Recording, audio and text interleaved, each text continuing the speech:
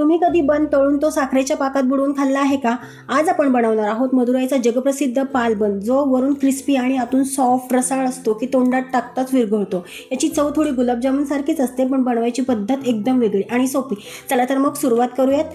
Hello everyone, मी प्राची नमस्वीज किचनमध्ये तुम्हा सर्वांचं पुन्हा एकदा खूप खूप स्वागत आहे। सगळ्यात आधी आपण घेणार आहोत एक मिक्सरचं छोटं भांडं, त्याच्यामध्ये घालूया साखर, याच्यात घालूयात 2-3 वेलची। हे दोन्ही जिन्नस आपल्याला मिक्सरवरती फिरवून घ्यायचे आहेत, याची बारीक पूड करायची आहे। हे बघा या पद्धतीने।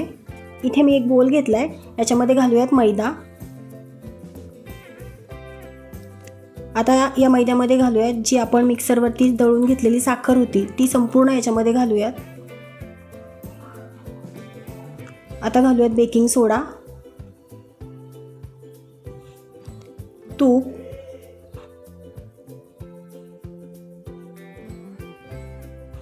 याच्यामध्ये घालूयात 4 टेबलस्पून इतकं दही। हे दही रूम टेम्परेचरवरचं आहे। दही आंबट घेऊ नका, ताजं दहीच वापरा। हे सर्व जिन्नस चांगले मिक्स करून घेऊयात। आता यामध्ये घालूयात दूध। हे कोमट दूध आहे, जास्त थंड किंवा जास्त गरम दूध वापरू नका। हे सर्व चांगलं हाताने मिक्स करून घेऊयात।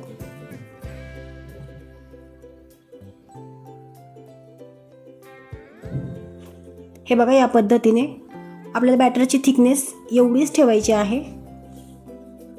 आपल्याला हे झाकून 30 मिनिटांसाठी बाजूला ठेवून द्यायचे। तोपर्यंत आपण याला लागणारा पाक तयार करून घेऊयात। एका भांड्यामध्ये घालूया साखर, पाणी आणि हे व्यवस्थित असं चांगलं उकळून घेऊन याचा आपल्याला पाक बनवायचा आहे। पाक एकतारी करायचा नाहीये। याच्यामध्ये घालूयात अर्धा टीस्पून इतका लिंबाचा रस।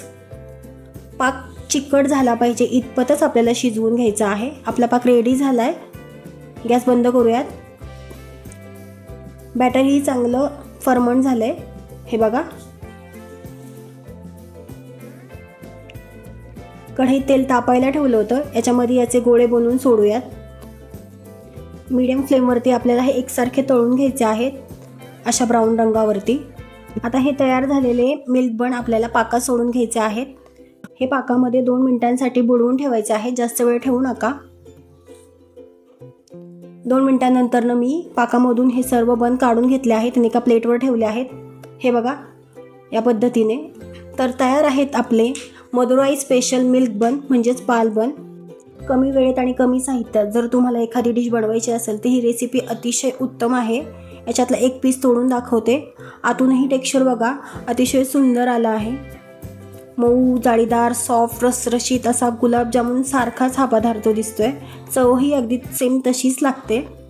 तुम्हाला जर माझे व्हिडिओ पाहायला आवडत असतील तर व्हिडिओला एक लाईक आणि चॅनलला सबस्क्राईब करायला विसरू नका। हे मिल्क बनची रेसिपी कशी झाली हे कमेंटमध्ये मला जरूर सांगा। चला तर मग पुन्हा भेटूयात अशाच एका नवीन व्हिडिओमध्ये। तोपर्यंत सर्वांना बाय बाय।